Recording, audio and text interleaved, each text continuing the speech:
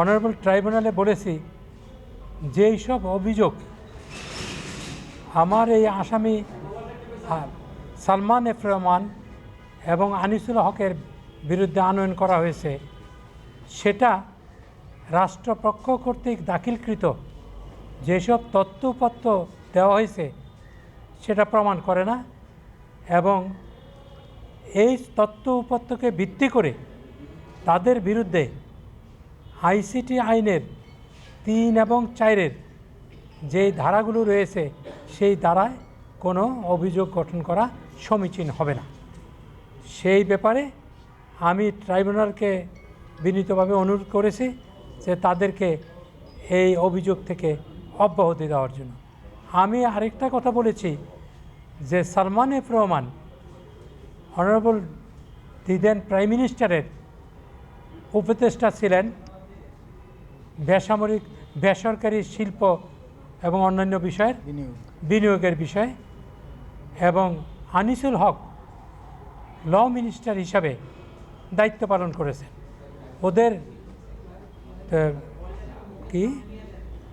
ওদের যে দায়িত্ব রুলস অফ বিজনেসের দায়িত্ব দেওয়া আছে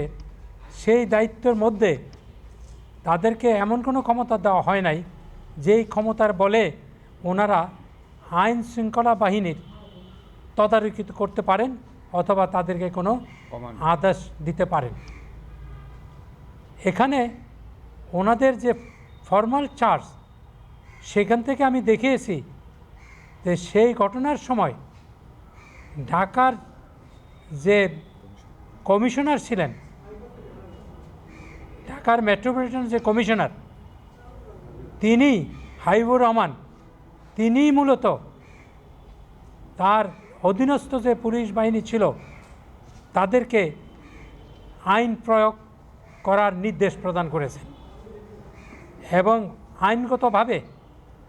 আনিসুল হক অথবা সালমান এফ রহমানের এই ধরনের কোনো নির্দেশ দেওয়া বা এই ধরনের ঘটনার সাথে সম্পৃক্ততার কোনো অভিযোগ ও তথ্যপত্রের মাধ্যমে এই ট্রাইব্যুনালে উপস্থাপন করতে পারেন নাই। সেজন্য আমি বলেছি ওনাদেরকে এই অভিযোগ থেকে অব্যাহতি দেওয়ার জন্য।